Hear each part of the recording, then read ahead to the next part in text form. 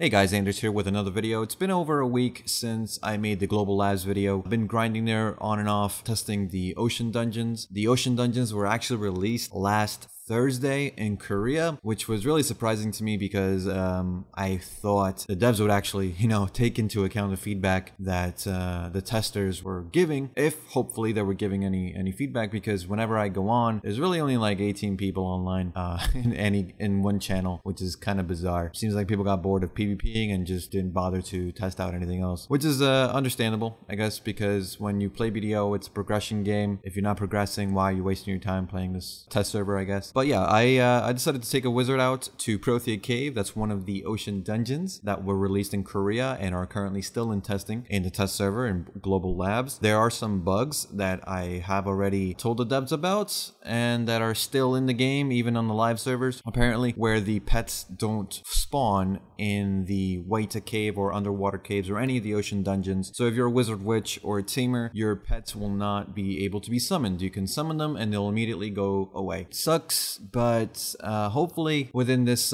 coming week, the new patch will fix that. So far, they haven't really mentioned anything about that. So hopefully that gets fixed. We'll see. But I decided to just grind with a wizard anyway, just because grinding with the ranger in the underwater cave, which is my main, it was a little annoying, mostly because the gear that they give you didn't have any crystal slots, so you couldn't increase your stamina. And if you don't know, ranger without stamina is garbage. They did add the boss box last week, so you can get all pin boss armor, even ones that aren't even released on the NA servers. So that was kind of cool. That helped a bit with the stamina consumption issue, but still the lack of crystals that you can easily obtain is a bit of a bummer. So hopefully they give us some more crystals. The other thing that was a bit of a problem were the fact that you only got tier 1 pets to test with, and they were level 1, so you had to level them up, and that's a bit time consuming and annoying. So you'll see that the stats I used, I grinded for 4 hours in Prothea Cave, and some other like hour or so just kind of testing different areas but not really taking down any data. That was all with tier 1 pets, and the final hour I believe was with tier 4 pets that they ended up giving us with the maintenance. That's all level 1 though, equivalent with tier 2, tier 3 pet speed. It didn't really matter honestly, because the Prothea Cave is kind of tanky, especially even at 253 AP, the mobs weren't dying in one shot. They're kind of like centaurs in that way. The Centaurus mob, they hit kind of hard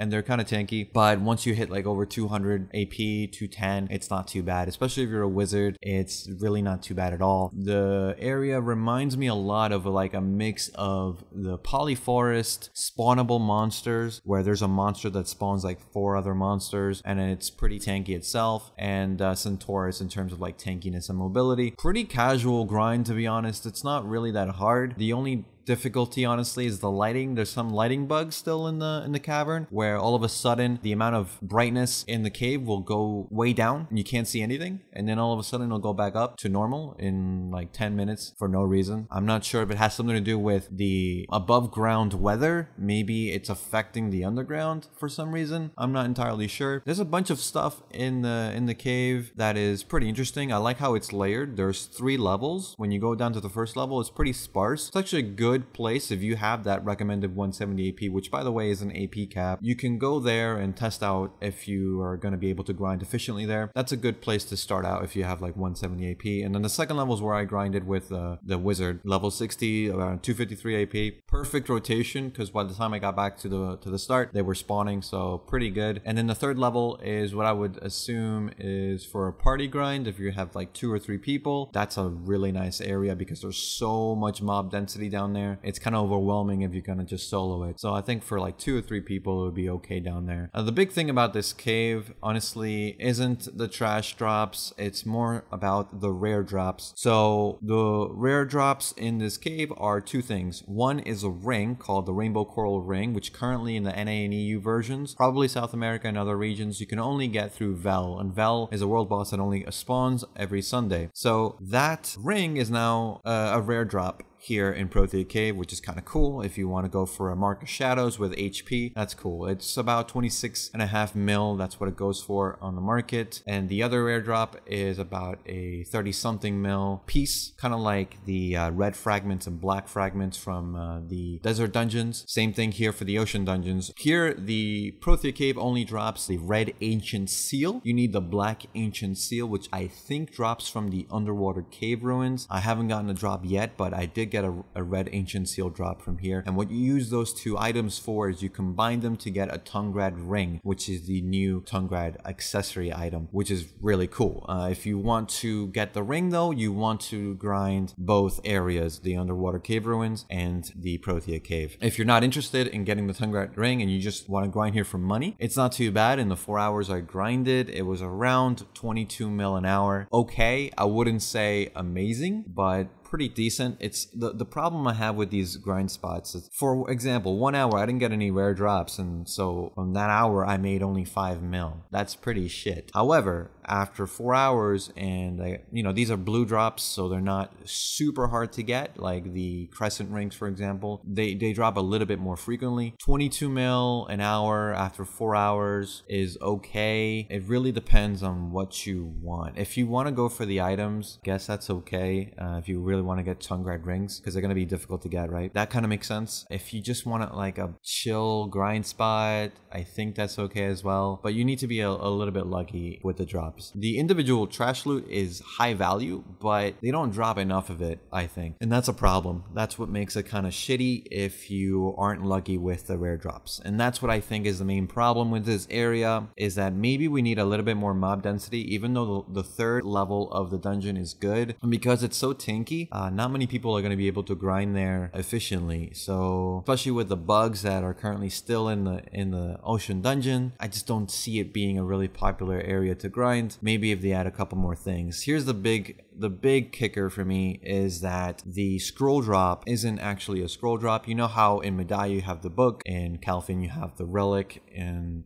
Valencia, you have the scroll. In Camasylvia, we even have that voodoo doll, which is garbage, but it still sells eventually. Well, in the ocean dungeons, you get, I think they're called fragments of lost memory or something. They're not memory fragments, right? What they do is that once you have 5 of them, you combine them to get an Abyssal Ruin Key. What that is used for is to open the hardest dungeon in the game, which is underneath the underwater ruins. No one is able to grind that at all right now. I've gotten there, and pretty difficult. I'll go over it in the underwater cave ruins video that I'll do probably tomorrow, but not feasible. So that key and those fragments mean nothing, because who is going to be grinding there? No one's going to be buying these on the market, and they don't even sell for that much anyway. So again, that drop is kind of useless. What else do you get? You get some trace of wave, which is a new trace of trace of forest, trace of savagery, kind of like that, but not used for anything right now. So that's useless. Blackstones don't really drop that often, so that's kind of shitty. If you want to go for Blackstones, you probably want to grind something like Kadri or Bashams, you know? So in the end, it's not that good. The fact that you need such high AP for the average player kind of sucks. Getting there is not a problem.